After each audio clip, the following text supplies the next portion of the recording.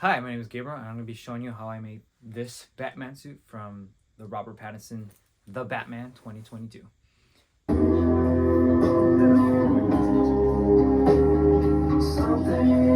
Okay, a lot of it was planning. I had to plan out what I was going to do, what I wanted to do. Initially, I wanted the parts to be as real as possible. So one of the things was I wanted the gauntlet to actually shoot, like in the movie, his little grapple gun. I wanted I wanted to be able to walk around with a speaker and play something in the way. And I wanted to be able to turn my neck as well. So and possibly rearrange and swap out different parts. For example, like the mask, I wanted to be able to swap out the mask and do a battle damage one. Same thing with the arm and the gauntlets. But it was more tedious than not. So the first step was planning. I had to plan out, research, know what I have to do, and how I can make it actually function and stuff. Second part was 3D printing all the parts that needed to be 3D printed. I found a file on Thingiverse. It's not as accurate, so I had to redesign some stuff, like the pull tabs, the biceps. You have to again do your research and know what part goes and what part wasn't. I'm assuming the model was created before the movie actually came out. It is pretty accurate, but it's some stuff I had to fix and stuff. The gauntlets, I really wanted it to be close to the real thing and have like actual fabric. I know in the file you can just print out two pieces with the darts, the fabric, and it's hard to look like the real deal if you're printing out fabric. You get what I mean? So I decided not to print anything that's fabric based and actually sewn everything and attach everything. So, but made it more tedious to not. So once the prints are done printing, I tried it on, see if it works. I painted it, used epoxy resin to make it look shiny, and I used fabric, and I actually had to learn how to sew to create these stitchings and these lines and stuff. So it's really cool once I got it down to the right measurements and stuff. And then once everything was painted and done, I had to switch to doing the actual attaching the fabrics and the tactical stuff, kind of like having this magnetic and connecting to the chest without it falling and stuff like that. The chest piece was probably one of the most interesting pieces I had to do because it had flexibility, fabric, magnets, and had all these elements connected to it as well. So printing, once all the parts are done, I had to research on how to make the pants. The pants was probably the most difficult part to actually create because I actually had to make pants from scratch, and they came out pretty good. I absolutely hate these pants. They're not that great. One of the things I had to actually create as well was actually this little fish hook. They didn't have it on the Thingiverse or whatever, so I actually had to took a screenshot of it and actually designed it and 3D printed it. And it came out pretty good. It isn't as accurate to the real deal, but it's accurate enough to pass by. I know the accurate one is, I think it's magnetic, and this one is just a solid, unit as well. So the pants, it was really challenging. Here's my niece trying to help me out sewing the pants and everything. The hardest part was the actual foam. I used actually the wrong foam. I think it was hard to move in it. I can't able to kick in it and stuff like that. And I made the pants way too big, so it doesn't necessarily fit me.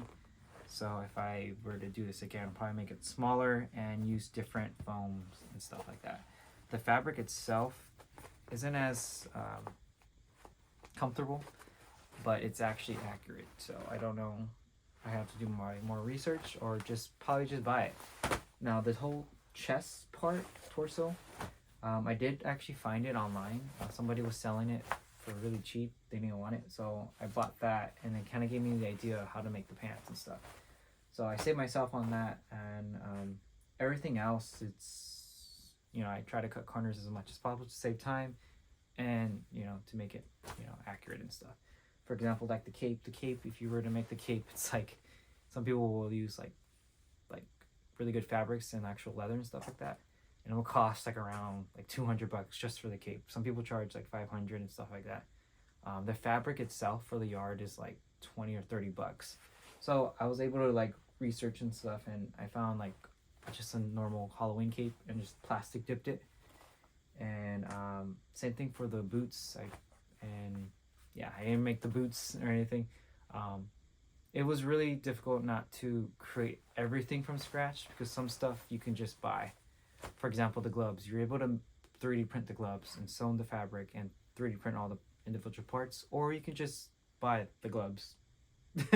Same thing for the belt. You can create the belt, and again, if the items are there, I just bought the items. So like the belt, I can actually 3D print the belt in TPU.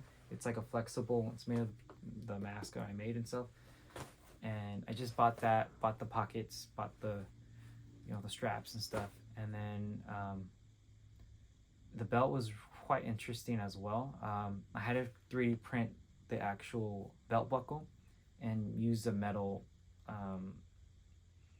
what's it called? Not chrome, but I used a metal paint just to make it look like it's actual metal, and kind of scuffed it up to make it look like it's, you know, the real deal. And I used magnets to connect it. It was quite interesting. It kept falling off. My waist is kind of small, so I need to, like, I guess, add more foam or something. The belt was quite heavy too, because I actually attached the speaker, and I created a little pocket speaker sheet over it, so it's still black. It still blends in and looks like one of the utility items, but without actually noticing that it's a speaker. I did get a lot of reactions. A lot of people like the suit. There's a lot of stuff that I would change in it. I would probably just buy the mask. It is not flexible at all. It does scuff my face a lot because it is hard TPU. I'm not able to turn my neck as much. There's a way to actually create it, but you have to like 3D print the whole cowl, cast a mold, and I didn't have the time or resources for that. So yeah, I'll probably just buy that portion of it. I am really happy with the Batarang. You're able to take it out, and it's just so cool. Honestly, it's I did a pretty good job. The darts, it's come off from my gauntlets. You take each dart off, and then for this one was a really interesting piece.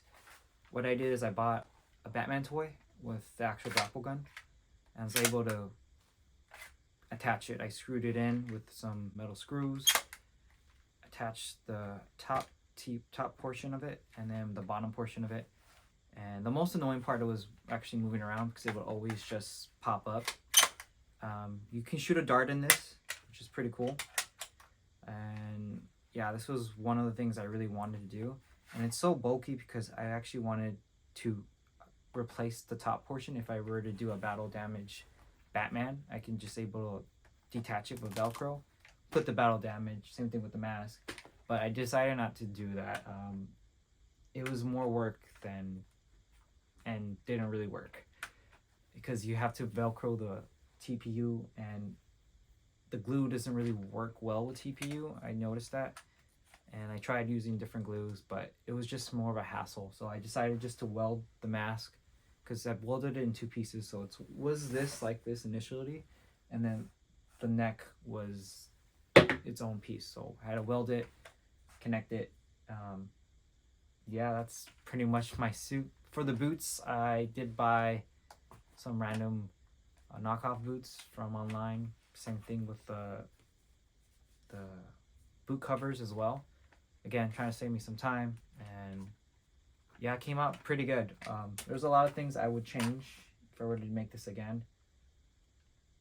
And yeah, thanks for watching. If you guys want maybe a tutorial in the future, I don't know if I can have the time for that, but it was very interesting to first create this bat suit. I never had an actual Batman suit that looks like the real deal. You know, I was a kid, obviously. I had a Batman costume.